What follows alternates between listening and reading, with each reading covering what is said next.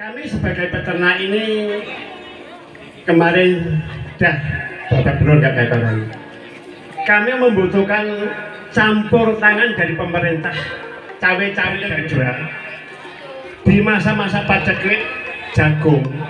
Mungkin ada baiknya pemerintah mengimpor jagung, jadi kalau pabrik itu jagungnya dari impor dan peternak itu dari para petani. Karena kemarin itu jagung mencapai 7.000 serap pabrik, sehingga peternak ini nggak kebagian jagung. Akhirnya Pak, jadi peternak ini beberapa mulai COVID-19, jadi pakan ayam itu bukan hanya kadul, jagung, dan konsentrat, pakanannya besi, juga sertifikat. Jadi mohon maaf, saya sampai bahwa Bapak Arif bisa sowan ke sini sehingga betul-betul ada perhatian pemerintah terhadap kami. Setidak-tidaknya kalau harga telur stabil, ada operasi pasar, dimohon kalau harga telur anjlok juga ada operasi pasar yang harganya yang sudah ditentukan oleh pemerintah. Sekian, terima kasih Bapak Arif. Wassalamualaikum warahmatullahi wabarakatuh. Tepuk tangan dulu, luar biasa. Gini aja, mana tadi dari Bulog? Ingat ya, kita kerjakan. Yang kedua, ya harganya nanti disepakati. Berapa? Kalau kita kemarin sekitar 5.000 ya, 4.500 dari Sumbawa itu Bapak tolong bantuin. Boleh margin dikit-dikit lebihin nggak apa-apa. Kalau perlu biaya transportnya nanti didukung Badan Pangan Nasional. Ya. Seperti yang kita kerjakan kemarin di Kendal, di Blitar, fasilitasi distribusi Badan Pangan Nasional. Jadi Bapak nanti minimal harganya sama-sama di sana, cuma nanti orang Bulognya kan juga kerja kan digaji toh ya, jadi ada margin dikit ya, boleh ya? Nah, sepakat ya? Oke, Pak Pincanya tolong nanti komunikasi. Ini boleh nggak mic-nya dikasih ke Pak Yudi coba? Pak Yudi boleh cerita sedikit nggak mobilisasi stok jagung kita yang dari Dofu dan layar di Magetan. Kita harus kompak dan semangat. Yes. Baik, gini teman-teman, dahulu kita ini memang mempunyai kesulitan mengenai masalah jagung. Peternak semua mencari jagung masing-masing. Nah, setelah adanya beberapa kali bantuan-bantuan baik dari Pak Presiden, maka kami mewakili dari beberapa teman yang mungkin tidak terjangkau dari bantuan itu. Kami secara langsung mengajukan permohonan waktu itu kepada Pak Arif. Pak, ini peternak kesulitan jagung. Nah, kebetulan waktu itu diawali dari NTB ya Pak ya, yang di sana produksinya berlimpah. Maka seperti apa yang tadi disampaikan oleh Pak Arif, kita peternak harus mau ditata Pak. Jangan hanya artinya meminta saja, tetapi juga harus ditata dan juga konsekuen dan sesuai dengan komitmen apa yang dijanjikan. Tadi apa yang disampaikan oleh Pak Arif yaitu betul, nanti didata Pak, kebutuhan jagung itu berapa, kemudian nanti selalu disampaikan kepada Badan Pangan Nasional, khususnya kepada Pak Direktur Stabilisasi ya Pak Maino. Nanti Bapak akan ditunjukkan Pak, mana lumbung-lumbung jagung. Nah itu nanti pelaksanaannya seperti apa tadi disampaikan oleh Pak Arif. Kami lebih senang tidak membeli secara langsung B2B, tetapi pedagang kami lewatkan turut melaksanakan pengambilan. sudah berapa? Awalnya 3.000 ton Pak kami minta, tetapi waktu itu memang ada kendala di angkutan, khususnya yang di Jawa Barat itu ada 1.500 ton sendiri. Yang kedua ini 1.000 ton Pak. Nanti November ya. Saya titip pesan karena Bulog ini tiga, padi, jagung, sama kedelai Jan, ya. Jadi peternak layer ini pasti perlu jagung ya. Dan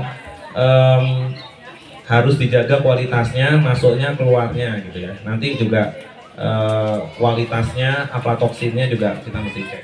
Ada lagi Bapak Ibu terakhir ya. Setelah ini saya izin mau balik ke Ngawi untuk melihat pabrik beras. Kalau jualnya harganya di bawah rata-rata. Kali pun yang kedua kalinya saya meminta harga pupuk itu di petani, karena harga pupuknya ya tinggi, makanya nilai panennya pun ya terkurangi. Karena biasanya harusnya satu petak ukuran sekian kilo, dapatnya cuma tinggal sekian kilonya, seperti itu. Itu Pak, terima kasih. Ini nggak apa-apa, ada orang ngaji. Nggak apa-apa ya. Nah, dari Desa Jangan, Kecamatan Poncol.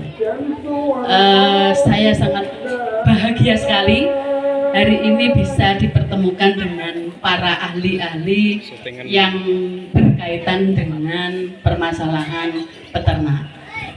Kebetulan juga dari ayam. Ini di dalam kurun waktu 2 tahun terakhir ini Bapak.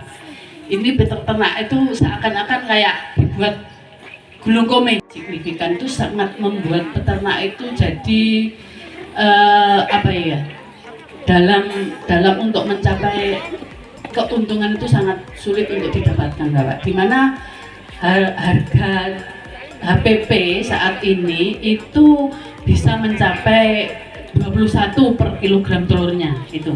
Cuma tidak dapat apa-apa. Jadi di titik amannya itu di 21, ada yang juga 22 itu.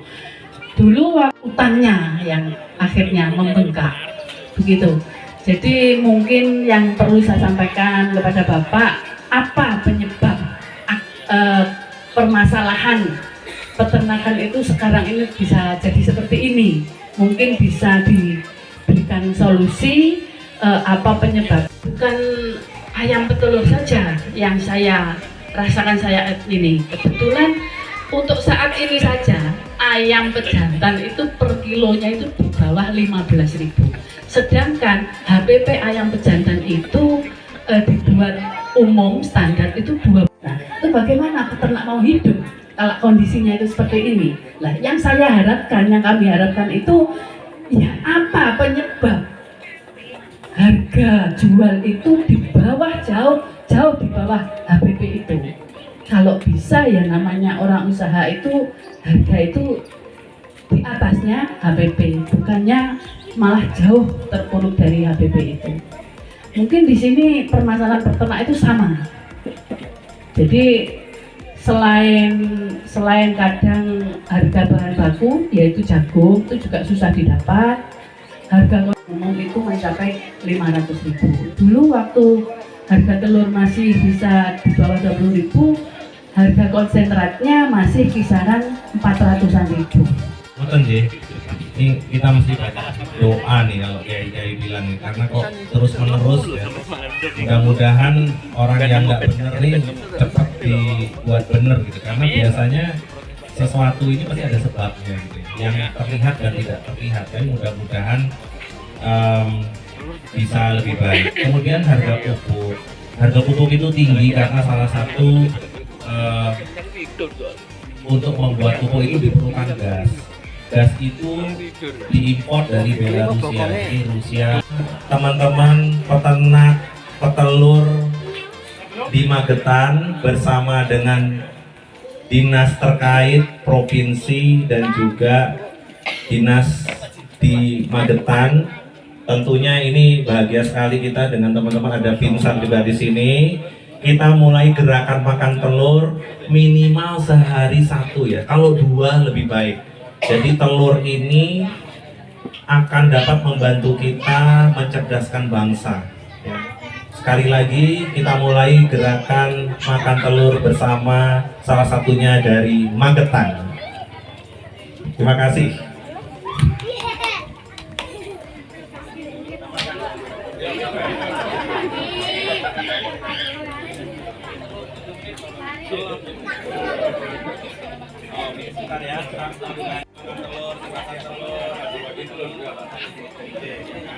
Ya.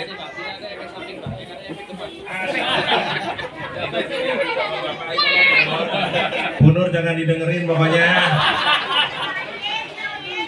Bismillahirrohmanirrohim, kita makan telur bersama 1, 2, 3.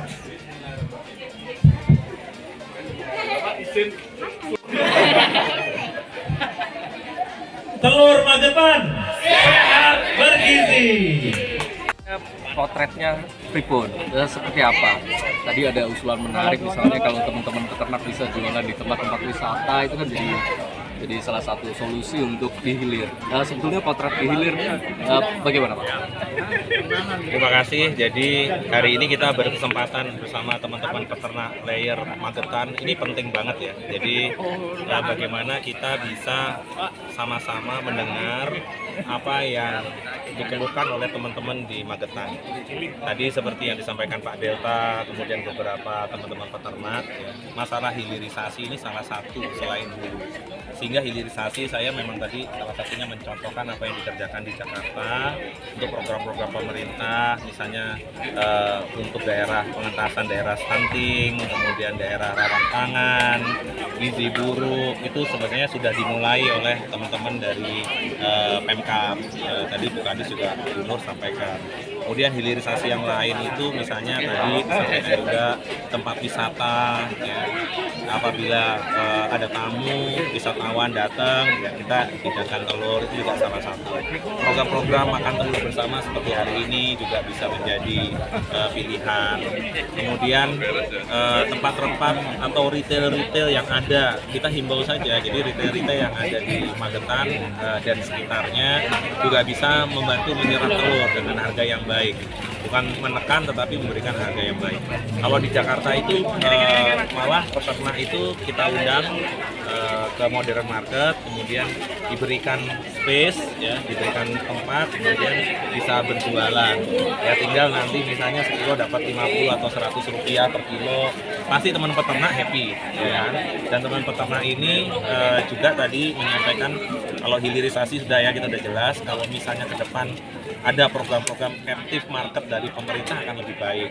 Misalnya dari kementerian terkait seperti Kementerian Sosial, Kementerian Kemenko PMK, kementerian-kementerian yang lain, ya, apabila programnya bisa disinkronkan dengan penyerapan telur di sentra produksi seperti Magetan hari ini.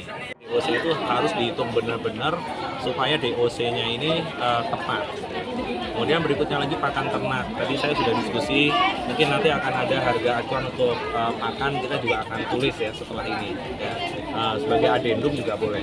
Kemudian selain itu mempertemukan antara sentra produksi jagung, ya, kepada daerah-daerah peternakan seperti Magetan. Dan ini sudah dilakukan oleh teman-teman Pinsar, Pak Yudi, ya, untuk daerah yang lain.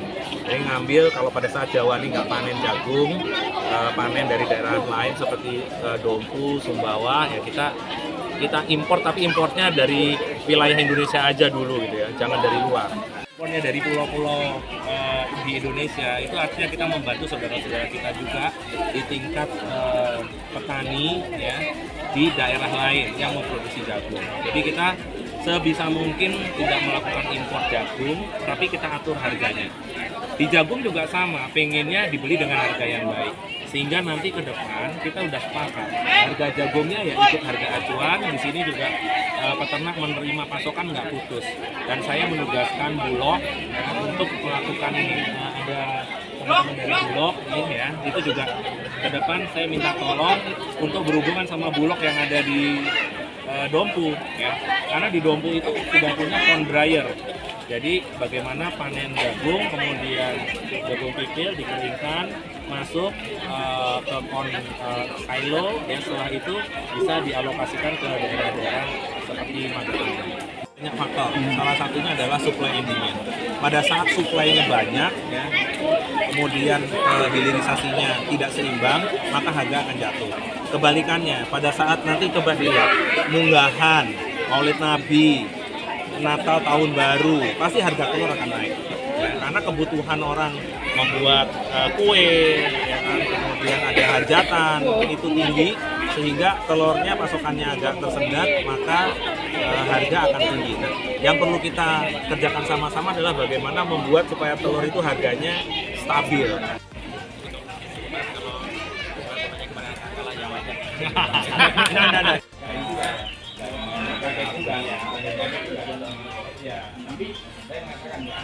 Tahu Pemkab membuat itu, kalau sekolah-sekolah juga sudah, apa yang mau akan lagi dibuat sama Pemkab terkait hilirisasi tadi? Jadi kita kan ada kegiatan yang namanya paket gizi protein hewani ya. Kita alokasi kita adalah untuk anak-anak sekolah baik itu dari TK, SD, PAUD sampai SMP itu baik itu di sekolah umum ataupun pondok pesantren ataupun di SLB. Itu paketan itu pasti kita menyertakan produk telur di sana. Itu kami berharap itu juga akan bisa menyerap telurnya peternak Magetan, yes. Terus juga ada yang kita kegiatan yang untuk menunjang stunting dan rawan pangan. Jadi sebenarnya program-program di kabupaten sendiri sudah menyiapkan itu semua. Mungkin tadi ada masukan untuk menyajikan telur-telur dengan packaging yang seperti tadi itu mungkin bisa kita support juga di outlet-outlet yang ada di yang kita punya. Juga kita punya sebenarnya kita sebelum pandemi juga ada pasar-pasar peternakan dan perikanan yang tiap bulan kita laksanakan, itu juga sebagai promosi ya telur-telur dari peternak kita. Pak Arief tadi bilang kalau di Jakarta juga mau ngumpulin retail misalnya, apakah akan terpikir juga untuk coba ya, nanti kita akan duduk bersama dengan peternak-peternak petelur kita, kita cari yang terbaik lah, bagaimana kita juga bisa membantu mereka. yang masih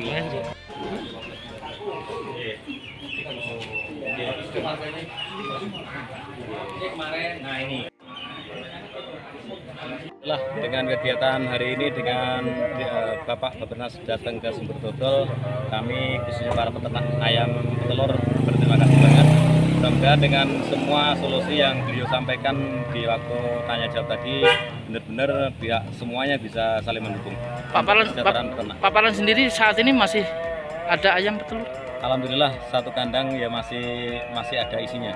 Yang walaupun di kandang ini ayamnya sudah kosong, tapi kandang satunya alhamdulillah masih terisi. Masih ada. Yes. Pak, realisasi yang paling diharapkan yang langsung bisa dipraktekkan dari tanggung jawab tadi apa? Yang artinya bisa meningkatkan harga telur kemudian menurunkan harga pakan, itu apa sih yang Sebenarnya kalau paling utama saat ini memang jagung, Mas, kalau untuk harga pakan. Karena kalau harga pakan yang pabrikan, yang konsentrat itu terus terang nggak mungkin semudah itu juga. Tapi dengan tadi Bulog ada istilahnya berusaha bersinergi, itu mudah-mudahan harapan kami. Artinya ketersediaan jagung itu bakalan bisa menurunkan juga pelambat laun harga pakan. Kalau harga pakan pabrikan kan beda, Mas. Tapi kalau harga jagung itu kan naik turunnya kan plus minusnya kan langsung ke sini kita. Dari harga pokoknya sekira sekian bahkan bisa melambung di angka 500.000 ya sampai pun Rp1.000. Kalau di harga jagung sendiri yang artinya yang safe berapa? Saat ini di peternak kurang lebih harga sekitar 4.550. Itu harga paling safe atau paling aman? Paling murah. Saat ini paling murah. Paling murah. Karena kalau nanti kebutuhannya pas naik bisa diimpor dari luar daerah. Di saat itu kami merasa kebingungan karena kita mengorder ke pedagang-pedagang itu pun belum tentu mereka stoknya selalu ada juga. Dan kalaupun ada terkadang kualitasnya ya kurang baik. Biasanya berapa sih harga paling tinggi, Pak? Harga paling tinggi saya pernah ngalami harga 7.000. 7.000. Ya, makasih Pak Paran. Itu peternak di sini, Pak. Berapa ya? Langsung aja. Kabupaten Magetan yang 40 itu keluar.